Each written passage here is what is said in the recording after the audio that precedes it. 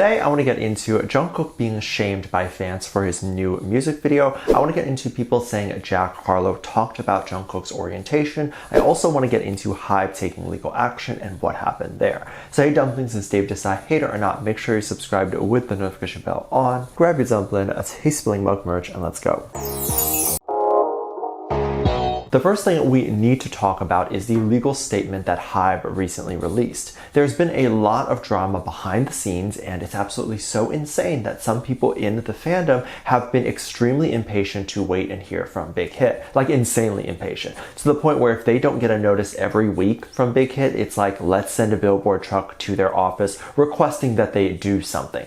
You don't know what they're doing behind the scenes. They do not have to tell you every legal action they're doing. Also, legally they cannot. And just because you don't see the impact of said things that might be doing behind the scenes does not mean they're not. It's a big battle, and HYBE would literally be taking legal action on several hundred to thousands of people who are just evil. So HYBE released their statement, and it's quite shocking what they said. So let me read it to you, just a portion of it, and let's talk about it afterwards. They said, "We gathered ongoing evidence regarding individuals who repeatedly sent mails and packages to the artist's residences, even causing harm to the artist's family, and filed criminal complaints against them on charges of violating laws regarding stalking crimes, on punishment of crime of stalking. The court has issued an interim restraining order and a prosecutor's investigation is underway. We remain committed to an uncompromising zero tolerance policy in addressing stalking crimes that infringe on the privacy and safety of our artists.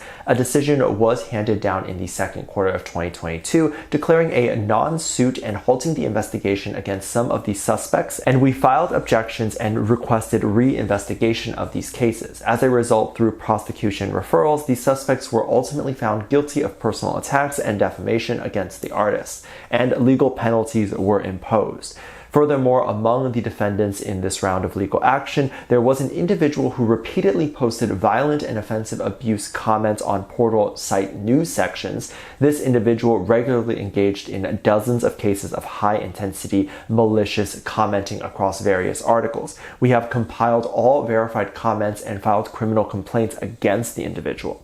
Basically saying that there were a lot of issues with people sending packages and stuff to a member's house, which Jung Kook has openly said to stop doing that, so we know that there might have been an issue there. And the fact that Jung Kook and any of the members' homes are not public and their addresses are not for everyone to see and visit. So this is a huge invasion of privacy, obviously. However, while this is a big deal, definitely, not really a shock. We knew this was something people were doing. What I do think was a bit shocking was that HYBE was noticing that among a lot of news articles and media publications, people were writing really terrible things in the comments. Now, this is actually something you can take legal action on, even in America. I don't mean leaving comments like Jung Kook is ugly, or I don't like that this news keeps reporting on him, or those generic types of hate comments, because these are opinions and things that you can't take legal action on. They fall under free speech. However, saying maybe made up rumors or coming up with things like accusing Jung Kook of SA or just overall saying things, really defaming things on news site comments, that would ultimately make the news site never want to cover Jung Kook or other BTS members again.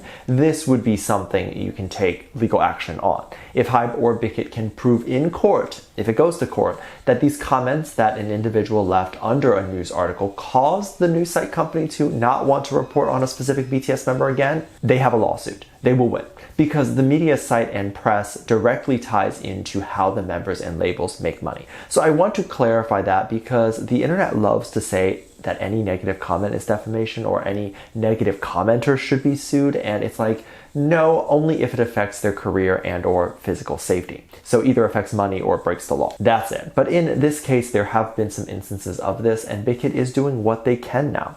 Also, since Jung Kook has been getting a lot more spotlight right now, there naturally has been a lot of hate comments going around. Specifically, people looking for scenarios or situations in which they can attack or bring down Jung Kook. So trying to find a way to take away from his success, saying things like he's only successful because of payola or chart manipulation or whatever.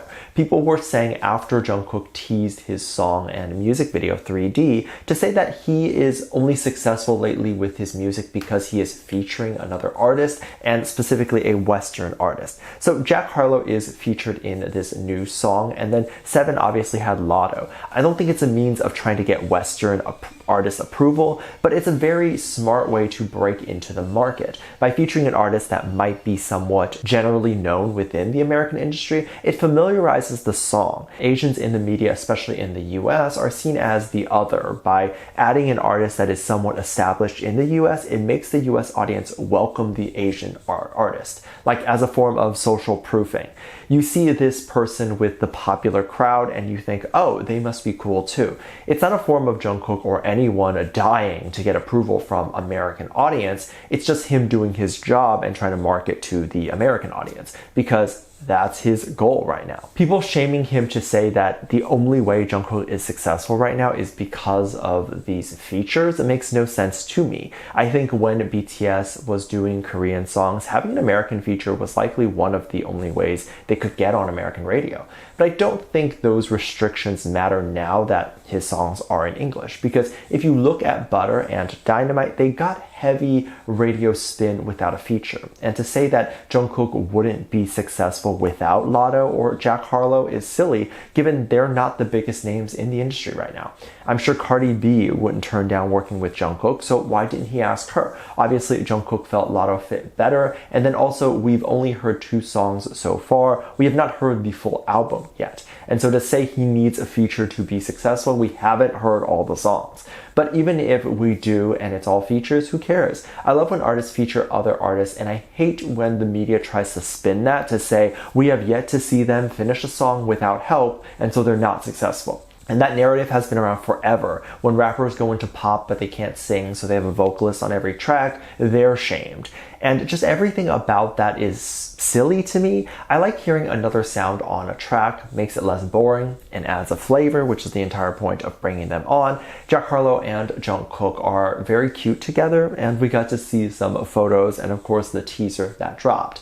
People were very excited to see them both together. We also got to see that Jack Harlow gave Jungkook his Kentucky necklace, which was studded in diamonds. So it was a really expensive, nice necklace. Now, many don't know if this necklace was given to Jungkook or if Jack just gave it to Jungkook for the photo. But nonetheless, the necklace means a lot to Jack, and it was nice to see Jack give it to Jungkook.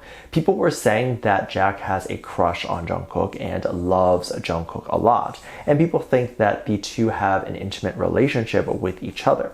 I don't know or think that this is true. It might be hard for them to have that sort of relationship if they cannot communicate together, and especially if Jungkook can't speak English very well. Not to shame those relationships where one person can't really speak the language, but it's hard enough to have a relationship when both people can speak the language. And even then, communication is very tough because we often don't even know what we want to say and how to say it, and then they interpret it differently. So a relationship between Jungkook and Jack Harlow simply would not work. There's also big cultural differences that make it harder to understand when they can't speak the same language.